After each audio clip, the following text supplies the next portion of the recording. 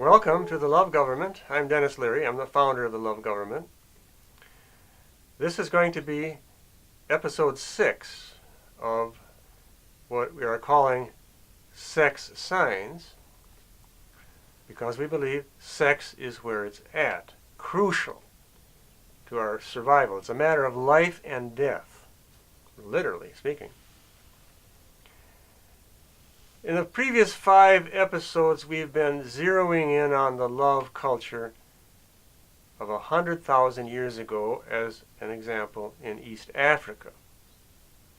And we left off with the main symbol and sign, sex sign, of that culture, of that time.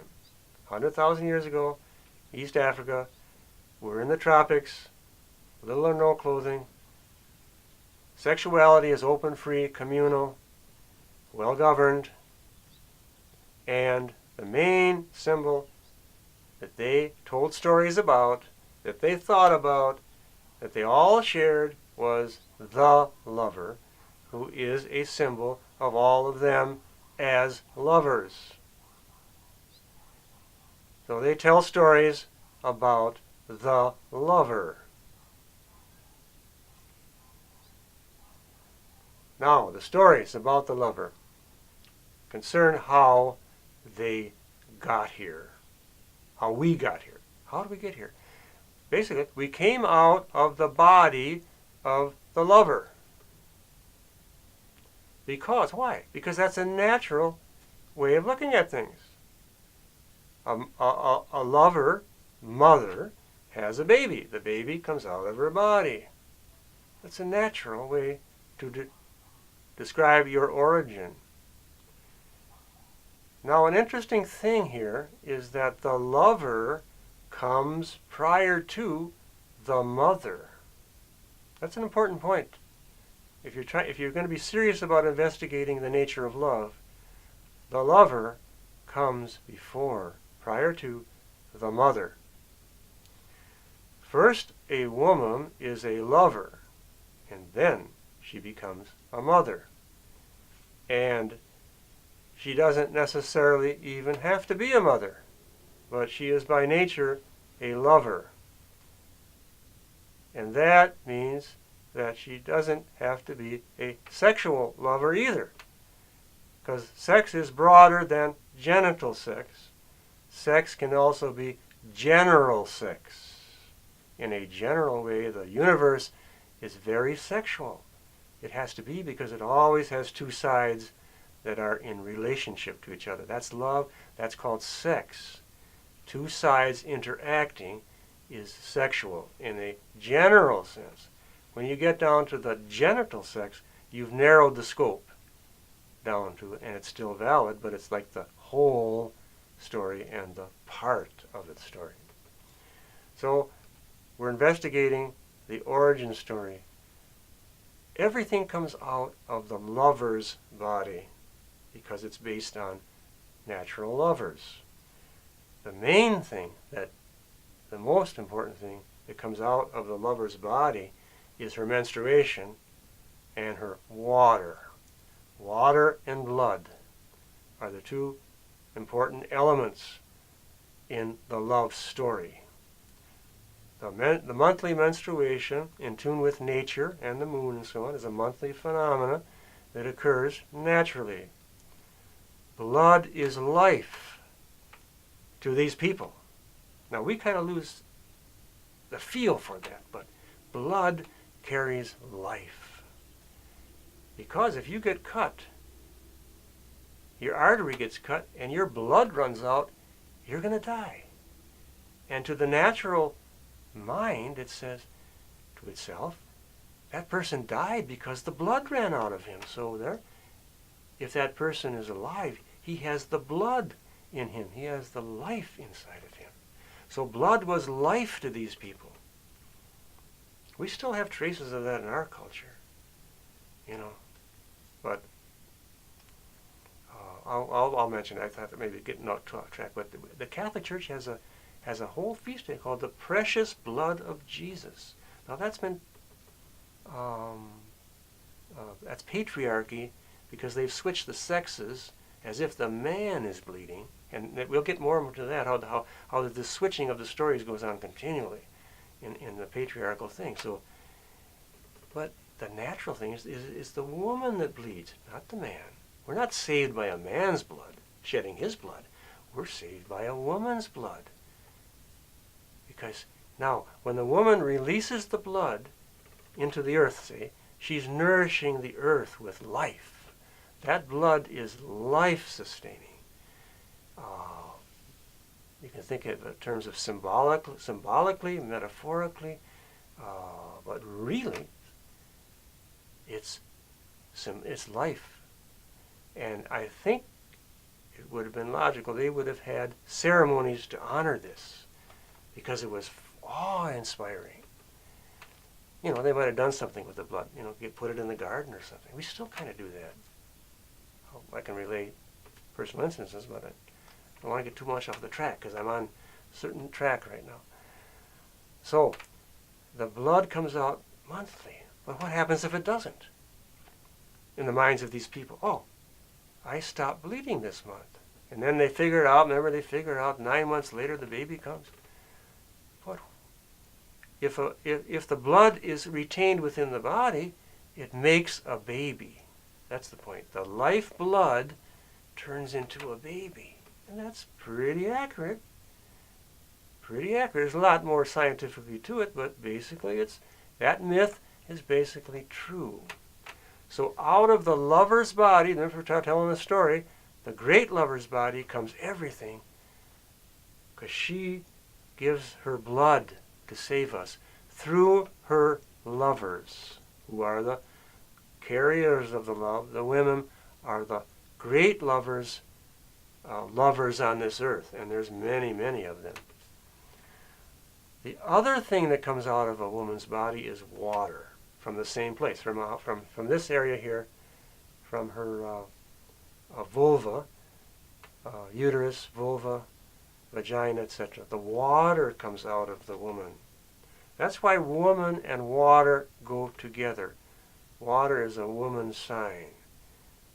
And the fact that we are mostly water, whether a man or a woman, makes us kind of like womanly. Waters flow, ebb and flow with the tides of the moon. The tide comes in and out. The moon changes. Women are in sync with the moon, etc., by way of water. Now, in their sexual ceremonies and their sexual rites, they would have masturbated themselves and masturbated each other and had certain ceremonies in which they ejaculated water. The Aboriginal type of women are not so uptight about this factor. They even make light of it. Who can ejaculate the farthest? People who investigate this thing find the women ejaculating openly with each other, and kind of making a game out of it. But this is water coming out of the woman. So the lover gives us water, which nourishes the earth. Things don't grow without water. And water, therefore, became part of their ceremonial rites. We still have that today. In the Christian churches, for example, you have baptism by water. Now it's taken on a male interpretation. But the original thing was, we are saved by water. I'm talking about Christian baptism, where you're plunged in the water or water is poured over you. These sacred waters, the original sense of that, comes from the woman's body. Her ejaculatory water was sacred because it was, first of all, connected with pleasure. It was nourishing, as any water does. But they had a more rounded point of view than we do. We're patriarchal focused. We're very narrow focused. We're wearing blinders, so to speak. We don't see the big picture very easily anymore. Which we're trying to do now, to loosen up our prejudices, loosen up our inhibitions, our restrictions, all the things that have been pounded into us, and we put ourselves in little boxes and so on. We kind of got to let that stuff go and get into the flow of the big picture, and then we're going to be further along the road of love. Remember, the love government is about becoming real lovers. And there we have to face the facts. And we only get the facts from nature. Everything comes from the natural facts of Mother Earth or Lover Earth. That's why in the love government we go this way. We have the feminine triangle, which, by the way, if you can see it on the camera, I don't know if I'm making it correct, it looks like a heart, and it is superimposed over the pubic hair of the woman. This was a sign. This is an earth-pointing triangle. This is the original sign of the heart. The heart shape we have today, the kind of the Valentine heart, is a euphemized, rounded out triangle. It's basically a triangle. It's been kind of euphemized. This triangle comes from the pubic hair of a woman. That triangle is earth-pointed. It points to her vulva. It points to the center of the earth. It's a model, if you want to use a model, heart model of love. Now, what patriarchy did, remember I said patriarchy, they're very clever. They don't originate practically nothing, but they reverse things. They take a story and they reverse it to their own political purposes. Under patriarchy, that pubic heart, which is the pubic hair of a woman, gets moved up to the chest and this is basically a chest pump up here. Doesn't look like much like a heart at all, but it's a chest pump. So why would patriarchy? Because they want to de-emphasize things below the belt. First of all, they don't feel comfortable. A patriarchal man does not feel comfortable with what's below the belt. That's woman's territory, in a way, in his mind. See, he's afraid of it. In fact, he's kind of like terrified of it. So they tend to move things up towards heaven, where God is, who happens to be a male. So they move the main love sign, which is a triangle, a woman's triangle pointing down to the earth, and that they reverse it up to a patriarchal pyramid with the point up towards heaven, up towards the head. See, this point here is pointing down to the earth, and it's a heart-shaped triangle. It's over the pubic area of a woman, and it gets reversed under patriarchy, brought up to the chest, and made a phallic sign, and then it's euphemized. And anyway, that's the long, short story of the heart as the symbol of love. The point is that patriarchy doesn't create anything much.